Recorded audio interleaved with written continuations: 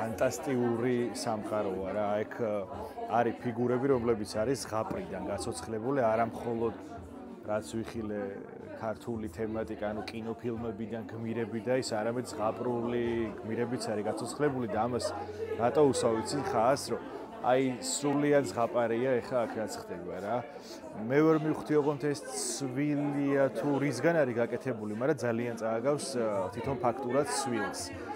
ხო, აი ესეთი სივრცე თბილისში, რა ვიცი, მე მგონი კარგი იქნება, რომ აი მსგავსი რაღაცეები თუნდაც ეს იყოს პირველი, რომლითაც დავიწყებთ ესეთი სივრცეების მოწყობას დედაქალაქში, როგორიც არის მაგალითად მაკეტიზმი, მოდელირება, აი ასეთი ფიგურების გალერეა და ასე შემდეგ, აი ნუ კულტურული ეს თემა ჩემი აზრით ერთიურად გაამდიდრებს ჩვენს დედაქალაქს რა და ეს ძალიან მნიშვნელოვანია როგორც კულტურული ცხოვრებისთვის, ასევე სოციალური ცხოვრებისთვის და განვითარებისთვის და რა ვიცი, ბევრი სხვა რამ შეგვიძლია მოვაქციოთ აი ამ ყველაფერში, რასაც ქვია ხელოვნება.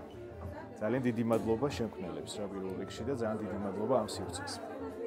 ეს გალერეა გავხსენით, ახლა რა კუთხით გეტყვით.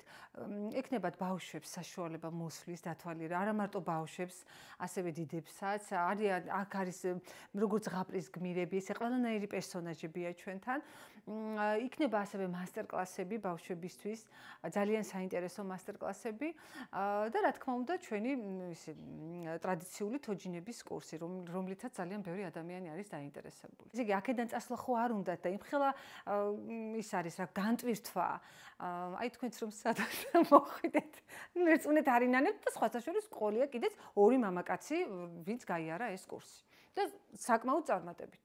როგორც დასათვალიერებლად, რა თქმა უნდა, ყველა ასაკს მოიცავს, მაგრამ შესასწავლად ხო, უფრო უნდა იყოს დასრული, იმიტომ რომ ბავშვებს გაუჭირდებათ არც ისეთი იოლია ახლა ამის გაკეთება. ეს არ არის მარტივი, ეს არ არის ხანმოკლე პროცესი, ეს არის ძალიან ხანგრძლივი პროცესი, რაც მოითხოვს ძალიან დიდ ძალას, ძალიან დიდ, ასე რომ ვთქვათ, მონდომებას და სურვილს იმისა, რომ ხალხს წარმოუდგინოს საბოლოო სახით ის, რაც უნდა მას და რასაც ხედავს იგი თავის გონებაში. ასე რომ ისე ამოვნეთ, ძალიან კარგი გამოფენა აქვს.